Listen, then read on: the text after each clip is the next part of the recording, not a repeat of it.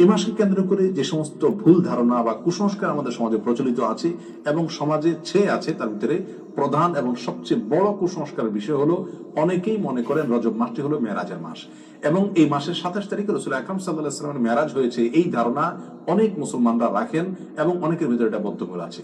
শুধু তাই নয়, আমাদের সমাজে রজব মাসের চাঁদ উঠলে পত্রপত্রিকাতে, মিডিয়াতে দেখবেন যে সেখানে সংবাদের শিরোনাম করা হয় এভাবে যে পবিত্র রজব মাসের চাঁদ দেখা গিয়েছে, অতএব অমুক তারিখে শবে মেরাজ, অর্থাৎ সেই হিসাবে 27 তারিখ হয় অমুক তারিখ আর সেদিন শবে মেরাজ। অর্থাৎ রজব মাস মানেই হলো মেরাজের মাস। এই মাসের মূল প্রতিপাদ্য বিষয় হলো মেরাজ, যার কারণে এই মাসের অনেক ফজিলত এবং অনেক গুরুত্ব এবং মর্যাদা আছে বলে অনেকে মনে করে থাকেন, অথচ এর সাথে কোরআন এবং সুন্নাহর ন্যূনতম কোনো সম্পর্ক নাই। হাদিস শাস্ত্রের ইতিহাসে সবচেয়ে বড় মাপের হাদিস বিশারদদের একজন হলেন হাফেজ ইবনে হাজার আল আসকালানি রাহিমাহুল্লাহ। হাফেজ ইবনে হাজার আসকালানি রাহিমাহুল্লাহর নাম জানেন না অথবা তার ইলম থেকে উপকৃত হননি এমন একজন আলেমও সারা পৃথিবীতে খুঁজে পাওয়া কঠিন হবে। সেই হাফেজ ইবনে হাজার আল আসকালানি রাহিমাহুল্লাহ বলেছেন যে ওয়াদাকারা বাযুল কুসসা আছে, কোন কাহিনী রিসাইটার, কোন গল্পবাজ বক্তা তারা মানুষদেরকে বলে, বা গল্পবাজ লেখক তারা মানুষদেরকে জানায় যে নবী ইসলামের মেরাজের ঘটনা নাকি রজব মাসে হয়েছে এবং রজব মাসের 27 তারিখে হয়েছে। তিনি বলেন যে ওয়াদালিকা কিজবুন, আর এটা মিথ্যাচার। নবী ইসলামের নামে তিনি রজব মাসের 27 তারিখে তার মেরাজ হয়েছে এরকম কোন গ্রহণযোগ্য বর্ণনা পাওয়া যায় না। নবী ইসলামের মেরাজ হয়েছে এটি ঠিক এবং ইসরা হয়েছে সেটি কোরআন দ্বারা প্রমাণিত, বিদায় সেটাকে অস্বীকার করলে ইমানই থাকবে না, সেটি আরেক বিষয়। কিন্তু রজব মাসে হয়েছে এবং রজব মাসের 27 তারিখে হয়েছে, এর কোন ভিত্তি, গ্রহণযোগ্য কোন ভিত্তি কোরআন অথবা সহিহ সুন্নাহর কোথাও পাওয়া যায় না। নবী সাল্লাল্লাহু আলাইহি মেরাজটা ঠিক কোন মাসে হয়েছে, কোন দিনে হয়েছে, কোন সময় হয়েছে, এই প্রসঙ্গে ইমাম ইবনে তাইমিয়া রাহিমাহুল্লাহ বলেছেন যে বিশুদ্ধ কোন বর্ণনা দ্বারা কোন মাসের কথা নিশ্চিতভাবে জানা যায় না, কোন দিনের কথা জানা যায় না, কোন সময়ের কথা, তারিখের কথা জানা যায় না যে অমুক তারিখে অমুক দিনে অমুক মাসে নবী সাল্লাল্লাহু মেরাজ হয়েছে। মেরাজ হয়েছে এটি নিশ্চিত, কিন্তু তার তারিখটা সংরক্ষিত নয় এবং এ বিষয়ে যতগুলো বর্ণনা পাওয়া যায় তার কোনটি গ্রহণযোগ্য নয়। বিধায় এই মাসকে মেরাজের মাস এবং এই মাসের 27 তারিখে শবে মেরাজ এর রাত মনে করে সে রাতে বিশেষ কোনো আমল করা, এই রাতকে বিশেষ কোনো পদ্ধতি উদযাপন করা, এটি হলো রজব মাসের সবচেয়ে বড় বিদআত, যার সঙ্গে ইসলামী শরিয়ার কোনো সম্পর্ক নাই। সম্মানিত ভাই বন্ধুগণ, আমরা সেই আমলটাই করব সওয়াবের উদ্দেশ্যে, যে আমলটি কোরআনে অথবা নবী সাল্লাল্লাহু আলাইহি ওয়াসাল্লামের হাদিসে বর্ণিত হয়েছে। এর বাইরে কোনো কিছু যদি আমরা করি সেটার নাম বিদআত হবে। বিধায় রজব মাসকে কেন্দ্র করে এই মেরাজ উদযাপন করা, শবে মেরাজ উদযাপন করা, এগুলো সবগুলো বিদআত হবে, এগুলো সবগুলো পরিত্যাজ্য হবে। আল্লাহ তাআলা আমাদেরকে বুঝার তৌফিক দান করুন।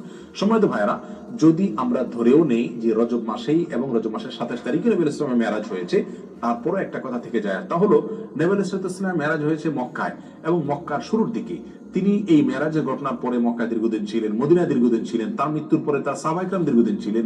এই দীর্ঘ ইতিহাসের কখনো সাহাবায়ে কেরামের কেউ অথবা নবী সাল্লাল্লাহু আলাইহি ওয়াসাল্লাম নিজে কখনো এই মেরাজ উপলক্ষে কোন প্রকার আমল, রাত্রি যাপন, দিনে রোজা বা কোনোভাবে এটাকে উদযাপন করা, আলোচনা পর্যালোচনা করা বা এই ধরনের কোনো কর্মসূচি তিনি দিয়েছেন বা পালন করেছেন, এরকম কোনো কথা কোনো হাদিস থেকে পাওয়া যায় না বিশুদ্ধভাবে।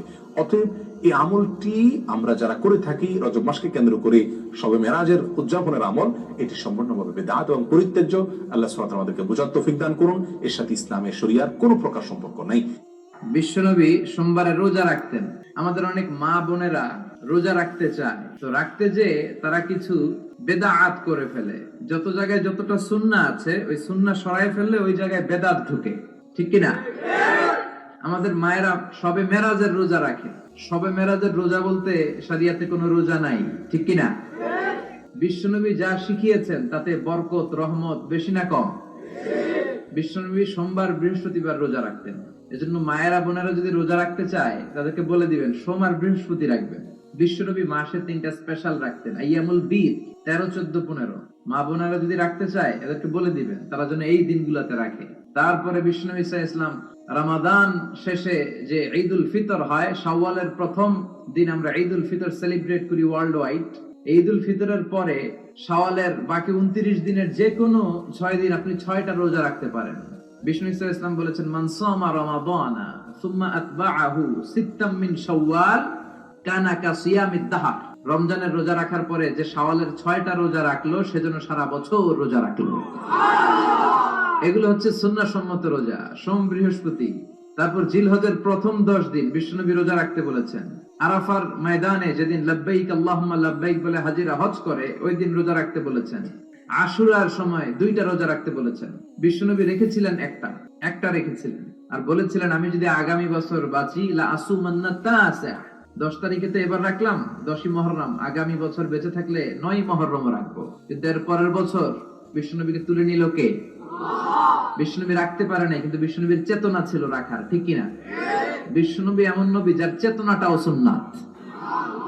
আমরা সুন্নাহ বলতে বিশ্বনবীর কথাগুলোকে বুঝি না, বিশ্বনবীর কথাগুলা সুন্নাত, বিশ্বনবীর আদেশগুলা সুন্নাত, বিশ্বনবীর নিষেধগুলা সুন্নাত। হাত্তাল হারাকাত ওয়াস সাকানাত, তিনি যে নড়তেন এটাও সুন্নাত, তিনি না নড়ে চুপ হয়ে যে বসে থাকতেন এটাও সুন্নাত, বিশ্বনবী যে ঘুমাতেন ওইটাও সুন্নাত। আল্লাহু আকবার।